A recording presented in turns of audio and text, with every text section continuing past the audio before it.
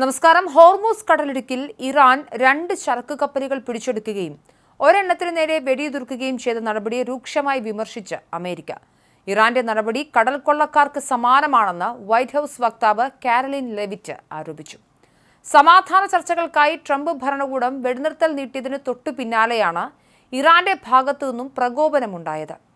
സമാധാന നിർദ്ദേശങ്ങൾ സമർപ്പിക്കാൻ കൂടുതൽ സമയം അനുവദിച്ചുകൊണ്ട് ചൊവ്വാഴ്ച വൈകിട്ടാണ് പ്രസിഡന്റ് ഡൊണാൾഡ് ട്രംപ് വെടിനിർത്തൽ നീട്ടിയത്.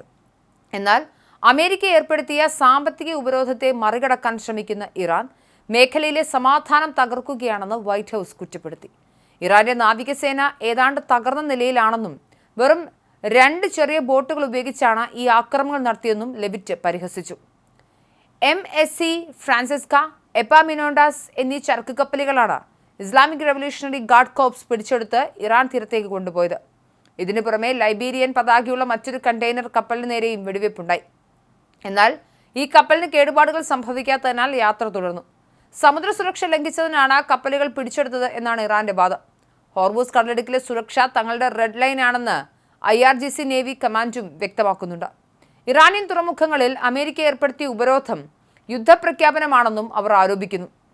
സമാധാന ചർച്ചകൾ പരാജയപ്പെട്ട സാഹചര്യത്തിൽ ഹോർമൂസ് കടലിടുക്ക് വീണ്ടും തുറന്നു കൊടുക്കുന്നത് അസാധ്യമാണെന്ന് ഇറാന്റെ മുഖ്യ ചർച്ചക്കാരൻ മുഹമ്മദ് ബാക്കർ ഗാലിബാഫും പറഞ്ഞു. പിടിച്ചെടുത്ത കപ്പലുകളിലെ ജീവനക്കാരെ ഉടൻ മോചിപ്പിക്കണമെന്ന് UN ഇന്റർനാഷണൽ മാരിടൈം ഓർഗനൈസേഷൻ തലവൻ ആസനിയോ ഡൊമിംഗസും ആവശ്യപ്പെട്ടു. അതേസമയം തങ്ങളുടെ കപ്പലായ എപ്പാമിനോണ്ടാസ് പിടിച്ചെടുത്തുവെന്ന വാർത്ത ഗ്രീസ് നിഷേധിച്ചിട്ടുണ്ട്. കപ്പലിന് നേരെ വെടിവെപ്പുണ്ടായതായും കേടുപാടുകൾ സംഭവിച്ചതായും ഗ്രീക്ക് അധികൃതർ സ്ഥിരീകരിച്ചിട്ടുണ്ട്. തിങ്കളാഴ്ച ഇറാനിയൻ ചരക്ക് കപ്പലായ തൗസ്കയെ അമേരിക്കൻ സൈന്യം തടഞ്ഞതാണ് ഇറാനെ പ്രകോപിപ്പിച്ചത്. അമേരിക്കൻ ഉപരോധം ലംഘിക്കാൻ ശ്രമിച്ചതിനാലാണ് തൗസ്കയെ തടഞ്ഞതെന്ന് വൈറ്റ് ഹൌസും വിശദീകരിക്കുന്നു. ഓപ്പറേഷൻ എക്കണോമിക് ഫ്യൂരി ഇറാന്റെ സമ്പദ്വ്യവസ്ഥയെ പൂർണ്ണമായും തകർക്കുകയാണെന്നും ഉപരോധം ഫലപ്രദമാണെന്നും അമേരിക്ക അവകാശപ്പെട്ടു. അമേരിക്കൻ സമ്മർദ്ദത്തിന് വഴങ്ങില്ലെന്ന സൂചന നൽകിക്കൊണ്ട് ഇറാൻ തലസ്ഥാനത്ത് ബാലിസ്റ്റിക് മിസൈലുകൾ പ്രദർശിപ്പിച്ചു.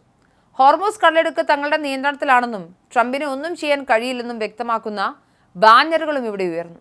ലോകത്തെ എണ്ണ വ്യാപാരത്തിന്റെ 1/5 കടന്നു പോകുന്ന തന്ത്രപ്രധാനമായ പാതയാണിത്. ഇസ്ലാമാബാദിൽ ചൊവ്വാഴ്ച നടക്കേണ്ടിയിരുന്ന സമാധാന ചർച്ചകളിൽ നിന്നും എന്തായാലും ഇരു രാജ്യങ്ങളും വിട്ടുനിൽക്കുന്ന സാഹചര്യവുമാണ്. എന്നാൽ പാകിസ്ഥാന്റെ മധ്യസ്ഥതയിൽ ചർച്ചകൾ പുനരാരംഭിക്കാനുള്ള ശ്രമങ്ങൾ ഇപ്പോഴും തുടരുകയാണ്. ഇറാൻ പരസ്യമായി പറയുന്ന കാര്യങ്ങളല്ല രഹസ്യ ചർച്ചകളിൽ സമ്മതിക്കുന്നതെന്ന് കാരലിൻ ലെവിറ്റും ആരോപിച്ചു. യുദ്ധത്തിന്റെ ഗതിയും സമയക്രമവും നിശ്ചയിക്കുന്നത് വാഷിംഗ്ടൺ ആയിരിക്കുമെന്നും വൈറ്റ് ഹൌസ് വ്യക്തമാക്കിയിട്ടുണ്ട്. സൈനിക നടപടിയെക്കുറിച്ച് ചോദിച്ചപ്പോൾ പ്രസിഡന്റിന്റെ മുന്നിൽ നിരവധി ഓപ്ഷനുകൾ ഉണ്ടെന്നും ഇറാന്റെ ബോട്ടുകളെ ആക്രമിക്കാൻ അമേരിക്കയ്ക്ക് സാധിക്കുമെന്നും വക്താവ് കൂട്ടിച്ചേർത്തു. ഇറാന്റെ പുതിയ നീക്കത്തോടെ മേഖലയിൽ യുദ്ധഭീതി വീണ്ടും ശക്തമായിരിക്കുകയാണ്. സമാധാന ചർച്ചകൾ വഴിമുട്ടിയതോടെ അന്താരാഷ്ട്ര വിപണിയിൽ എണ്ണവില വർദ്ധിക്കുമോ എന്ന ആശങ്കയും ഉയരുന്നുണ്ട്. വരും ദിവസങ്ങളിൽ അമേരിക്കയുടെ ഭാഗത്തു നിന്നും എന്ത് പ്രതികരണമാണ് ഉണ്ടാകുന്നതെന്നാണ് ലോകം ഉറ്റുനോക്കുന്നത്.